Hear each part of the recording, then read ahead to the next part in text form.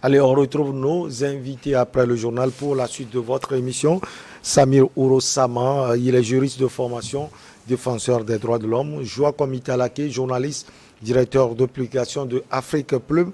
Et Germain Pouli, journaliste également, directeur de publication de Togo Réveil. La première chambre de contrôle de l'instruction de la Cour de répression des infractions économiques et financières, nous sommes en Guinée-Conakry, a décidé de maintenir l'ancien promise du pays, Ibrahima Kassori Fofana, en prison suite à l'appel du procureur spécial. Les avocats de l'ancien promise entendent se pourvoir en cassation dans les heures à suivre en attendant une décision de la Cour suprême. Donc, Kassori Fofana reste en prison. Joaquim Talaké avec vous, on va voir en quelques lignes ce qu'on reproche à l'ancien promise de la Guinée-Conakry. Vous savez, Fofana, c'est ce ministre-là qui a commis une erreur qu'il ne doit pas commettre, qui pèse sur lui. Une erreur qu'on peut dire politique. 4 procès, 4 fois libéré provisoirement, mais toujours pas en liberté. Je pense qu'il y a quelque chose, il y a une aiguille sur roche. Vous savez, cet homme, le 8 mars, après le 5 septembre que la junte militaire prenne le pouvoir, le 5 mars, Fofana a été porté comme le chef du parti d'Alpha Condé, qui devrait en réalité connaître le pire des moments en ces temps-ci. Mais malheureusement, on le voyait, lui qui était le plus proche, le Premier ministre, on l'a vu le 31 mars porter les casquettes du RGP, arc-en-ciel, comme nouvel homme fort donc, de ce parti. Alors, après juste le 31 qu'il soit installé, le 6 avril, nous voyons malheureusement qu'il y a eu des chefs d'accusation qui sont portés contre lui. Alors, je retrace cet historique pour juste faire comprendre que ce n'est pas un procès ordinaire, mais c'est un procès de règlement de compte. Parce que quand vous remontez à l'historique de cet homme, vous allez vous rendre compte que ce n'est pas quand même un maillon faible dans le régime ou dans les régimes successifs qui ont succédé au pouvoir au Mali. Il a été ministre en Guinée, il a été ministre sous Lassane Conté avant de pouvoir tordre et s'exiler d'abord aux États-Unis et revenir prendre le pouvoir, prendre donc les rênes de Premier ministre sous la présidence d'Alpha Condé. Et c'est un homme de poids fort. Maintenant, je reviens sur les accusations qui sont portées contre lui. On parle de détournement de Vous savez, fonds, en 97, tout à fait, en 97, Fofana, le Premier ministre Fofana a été celui-là qui a été la première personne dans l'histoire de la Guinée à instaurer une norme qui permet à chaque autorité guinéenne, de vivre sa vie décemment avec ce qu'il reçoit. Et il est allé plus loin. Il a mis des institutions en place qui ont permis de traquer, d'arrêter des autorités dans le temps qui étaient impliquées dans la question de la corruption et du détournement des deniers publics et tout. Donc, ce revirement de la seconde personne qu'on nous présente aujourd'hui, moi je trouve que c'est un procès un peu politique et que les autorités actuelles guinéennes essayent simplement d'écarter un allié politique de taille pour avoir la manœuvre et la voie libre pour donc atteindre le but et atteindre la transition militaire. Tout à fait. Alors, Sabir Ouro-Sama, alors on reproche à Fofana Kassori de détourner les fonds publics. Oui, on parle également de malversation financière. Alors, est-ce que vous pensez également, comme notre cher ami Joaquim Italake, que ce sont des procès politique, parce qu'il n'est pas seul, hein. Il y a d'autres personnalités également. Est-ce que c'est un procès politique? Vous savez, c'est devenu coutume aujourd'hui dans dans nos pays africains, lorsque un régime est remplacé à la tête d'un pays, la première chose ou l'une des premières choses qu'on fait, c'est de pouvoir lancer une procédure contre les anciens responsables qui ont dirigé le pays. Vous savez qu'il n'est pas le seul. L'ancien président est dans le viseur de la junte au pouvoir et plus de 180 personnalités issues de son gouvernement. Ce que je voudrais souligner sur cette affaire, c'est qu'en toute chose, il faut aussi avoir confiance en la justice. Et ce qui se passe en Guinée aujourd'hui nous donne de l'espoir. Parce que vous savez que le gars est en prison depuis avril. Et de avril à novembre et à décembre, où nous sommes en train de débattre sur cette question, il y a eu 4 mises à liberté provisoires qui a été prononcées par la chambre d'instruction. La chambre d'instruction de la Cour économique de répression des infractions économiques et financières. Et à chaque moment, parce qu'il faudrait qu'on essaie d'expliquer aux gens lorsqu'on met une personne en liberté provisoire, et dans la décision qui a été rendue par les juges de la chambre d'instruction où on mettait en liberté provisoire l'ancien Premier ministre, c'est que, ce qui doit se présenter à la greffe de la chambre d'instruction chaque mardi de la semaine, 2, il ne doit pas aller au-delà de Conakry, de la zone de Conakry sans autorisation. 3, il devrait verser une caution qui est à 320 000 euros. C'est quand même beaucoup d'argent.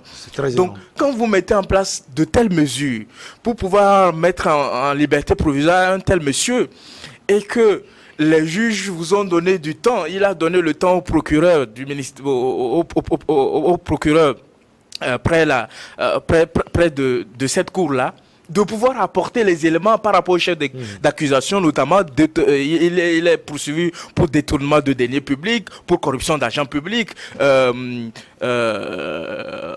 Pourquoi encore? Je pense qu'il doit y avoir 4 chefs d'accusation. Et jusqu'alors, le procureur n'a pas été en mesure d'apporter ne serait-ce qu'une seule preuve qui incrimine le gars. Vous voyez, donc je pense que ça rejoint un peu l'analyse qu'il a faite. C'est-à-dire qu'on en veut au monsieur politiquement, parce qu'on sent que c'est une menace pour la junte au pouvoir. Donc on essaie, parce qu'il faut aussi le rappeler que le procureur représente le ministère public, donc représente le gouvernement en place. Et à chaque moment que les juges de la chambre d'instruction prennent une décision pour mettre en liberté provisoire le monsieur, le gars, il interjette appel devant la chambre de contrôle. Et vous savez, quand on interjette appel, ça suspend la décision qui a été prise. Donc on ne comprend plus. C'est-à-dire que c'est toujours, on fait toujours la même ronde et on ne voit pas le nœud de parce qu'il faudrait que la justice ou la cour ait des éléments matériels pour pouvoir organiser le procès du monsieur. Ce que le procureur n'a pas été en mesure. C'est-à-dire quand vous n'êtes pas en mesure d'apporter des éléments probants et que les juges de la chambre d'instruction disent dans leur décision qu'ils ont rendue que les éléments pour mettre en liberté, pour mettre en détention provisoire une personne présumée coupable, dans le cas de ce monsieur, n'est pas réuni. Les conditions ne sont pas réunies. Donc, eux, ils ne trouvent pas l'importance de toujours garder le monsieur en prison. Donc, je pense que nous devons réfléchir à ce que ces pratiques-là cessent lorsque un pouvoir est remplacé à la tête d'un pouvoir, à la tête d'un pays. Notamment lorsque des jeunes au pouvoir qui n'ont pas la légitimité populaire, on peut tout reprocher. Ils n'ont pas la légitimité populaire. Ils ne sont pas arrivés à l'issue d'une élection. Donc je ne sais pas sur quelle base ils se permettent de poursuivre les gens, alors que leur rôle c'est d'assumer une transition pour mettre en place des structures et des procédures adéquates pour que de tels actes ne puissent plus se produire dans le pays, notamment en modifiant les constitutions et tout. Mais j'ai comme l'impression que certaines têtes sont en train de déranger la junte au pouvoir au niveau de la Guinée, qu'ils veulent coûte que coûte, même sans preuve, parce qu'à cette allure-là, ils finiront par jeter le Messie en prison un beau matin. Ce qui n'est pas une bonne chose pour l'Afrique que nous voulons. Jamais pour lui, c'est vrai, la Guinée-Conakry est également dirigée par les militaires, mais quand on voit le Burkina Faso et le Mali, ce n'est pas la même chose. Dans ces pays, il y a de l'insécurité. Alors Mamadi Doumbouya et ses hommes en profitent pour peut-être régler les comptes ou soit assainir la vie publique dans ce pays. Et ce monsieur, l'ancien Premier ministre guinéen, est donc dans les collimateurs de la justice. Vous pensez également que c'est un procès politique au regard de tout ce qui se passe autour de l'affaire? Oui, apparemment, c'est un procès politique et on en parle surtout quand des hommes politiques sont devant la justice. On oublie souvent les faits et on se dit que c'est un procès politique. Maintenant, les avocats disent que le procureur n'a pas tous les éléments donc pour le détenir, ou peut-être qu'il n'en a pas suffisamment et qui justifie qu'il soit gardé en prison à partir du moment où il peut promettre qu'il pourra se représenter, il paie une caution et tout ça, vu son statut, il pourrait quand même bénéficier d'une mise en liberté sous contrôle. Je pense que c'est ce que les avocats réclament et qui est normal. Malheureusement, ce qui se passe en Guinée, c'est que nous avons un jeune qui vient, comme il n'y a pas l'insécurité là-bas, il n'y a pas le terrorisme, il faut trouver un autre moyen pour se rendre populaire. Et donc, ce que le colonel a trouvé, c'est l'assainissement du pays. C'est de faire partir des gens à la retraite dans l'armée, dans l'administration, c'est de traquer pratiquement tous les hommes politiques. Il ne s'agit pas seulement du parti au pouvoir qu'il a renversé, mais les plus grands opposants aujourd'hui, quand ils ne sont pas en prison, ils sont hors du pays. Et la société civile également. Donc, tout ce qui peut lui faire ombrage ou barrage dans sa vision de s'offrir une certaine popularité, une certaine légitimité, de prolonger la transition et voir même pouvoir gouverner le pays après la transition. Donc il met tout ça en place et on n'oublie pas le procès aussi du 28 septembre qui fait l'actualité en Guinée aujourd'hui et qui fait aussi qu'on oublie un peu le régime. Donc il crée un peu toutes ces situations-là et pour plaire à une partie de la population qui a comme l'impression qu'il y a véritablement une guerre contre la corruption qui est lancée, qu'il y a une sorte d'assainissement, alors que lui-même, par exemple, Alpha Condé le poursuit pour assassinat, pour un certain nombre de choses dans la recherche de son troisième mandat, alors que lui-même devrait être avec Alpha Condé à la justice qui était au fond, pour répondre un peu de tout ça. Donc, nous avons une jeune qui crée une situation qui est assez unique en Guinée, parce que là, ce n'est pas l'ancien régime seul qui se plaint, il y a l'opposition qui se plaint, il y a la société civile. Donc je pense qu'il est en train de nettoyer tout l'espace politique. Peut-être il aspire à créer une nouvelle classe politique dans ce pays, mais la mission va être assez compliquée. Ça va être compliqué, c'est vrai que pour l'instant dans l'armée, il arrive à gérer, mais il a ouvert trop de fronts. Au point où même dans le pays, il a ravivé aussi les tensions ethniques qui étaient là, que d'autres présidents avant lui avaient pu calmer un peu. Et donc ça reste une situation difficile. Mais en même temps aussi, ce qu'il faut relever, tout comme dans le cas du Mali, peut-être du Burkina, il s'agit de militaires assez intelligents qui savent prendre des mesures populistes ou populaires si on veut, pour avoir une certaine partie de l'opinion derrière. Donc dans le cas du Premier ministre, aujourd'hui c'est clair que le procureur suit les consignes du pouvoir. Donc même quand certains juges ont le courage de faire leur travail, d'accorder cette mise en liberté, il y a toujours un procureur qui est censé défendre la société, mais en même temps qui est un outil du pouvoir, qui suit à la lettre les consignes du pouvoir et qui ne veut pas que ces personnes-là soient libérées. Donc, quoi qu'il en soit, aujourd'hui, on le disait, il y a plus de 180 personnalités de l'ancien régime qui sont menacées. Certains ont vu leurs biens saisis, certains sont déjà en prison, d'autres sont écoutés régulièrement par les juges de cette cour-là. Et du côté de l'opposition également, c'est pareil. La plupart des grands leaders qui ont eu à gérer le pays, Selon Dalan Diallo, Sidia Touré, sur une affaire de Air Guinée et tout ça. Donc, et je crois que le colonel Doumbouya veut vraiment tout raser sur le plan politique et faire émerger une nouvelle classe politique comme il le souhaite. Maintenant, est-ce que ça va passer facilement? On attend de voir. Maintenant qu'il s'accorde en tout cas à faire une transition de 24 mois, on ne sait pas quand est-ce qu'elle commence, quand est-ce qu'elle va finir, mais à la dernière réunion des chefs d'État de la CEDEAO, son ministre des Affaires étrangères a su quand même bien défendre ce projet de transition-là.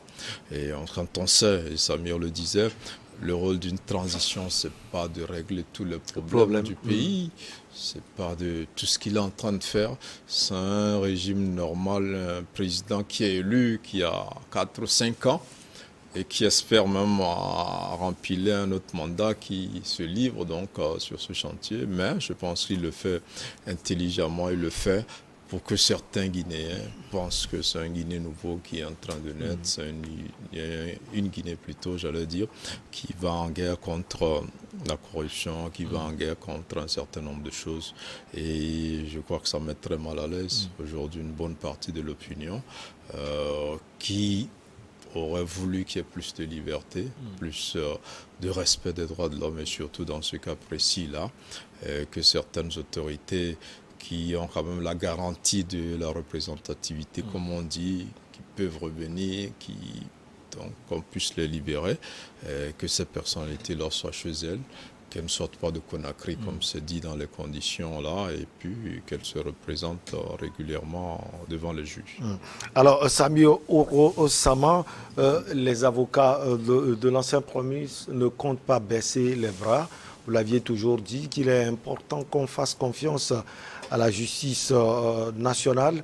Alors, est-ce que vous pensez que ces avocats auront gain de cause? Je pense qu'ils vont faire la même chose. Vous avez vu qu'ils avaient introduit une requête demandant la mise en liberté provisoire de leurs clients. On a rejeté ça une première fois. Ils n'ont pas baissé les bras, ils ont encore réintroduit. On a encore rejeté ça une deuxième fois. Ensuite, on a encore introduit, ils ont rejeté ça une troisième fois. Vous savez, ce qui fait un peu la particularité de cette affaire, c'est que cette affaire est jugée par une cour spéciale. Donc, ça ne suit pas l'ordre normal des choses. Sinon, en réalité, j'aurais pu dire que bon, ils vont devoir saisir la Cour constitutionnelle par rapport à la décision qui est rendue et par rapport au droit de leur client qui est manifestement violé par le ministère public dans cette affaire-là. Mais dans le cadre de cette affaire où c'est vraiment une affaire qui est connue par une juridiction spéciale, je pense que la seule voie qui les reste encore, c'est de pouvoir introduire encore ou attendre que la chambre de contrôle de cette cour-là puisse se prononcer. Et je pense véritablement que les juges doivent rendre une décision en âme et conscience et dire le droit véritablement, puisque dans cette affaire, quand on regarde bien, c'est-à-dire que le procureur a été incapable, on peut le dire ainsi, de trouver des éléments matériels. Je ne trouve pas sur quelle base la chambre de contrôle va pouvoir entériner cet appel qui a été interjeté par le procureur de la République près la Cour. Je pense que dans cette affaire, on veut la politiser, et j'ai l'habitude de le dire, au-delà d'une justice qui est régie par des beaux tests et tout ça là, on a besoin des hommes intègres, des hommes qui ont la crainte de Dieu, qui ont le souci de pouvoir préserver l'état de droit et la cohésion sociale, parce qu'il ne faut pas frustrer les gens, il ne faudrait pas frustrer la population, parce que nous avons un agenda politique caché derrière. Il faudrait rendre à César ce qui est à César et à Dieu ce qui est à Dieu. Allez, la dernière pause, on revient pour la suite et la fin. Le Togo.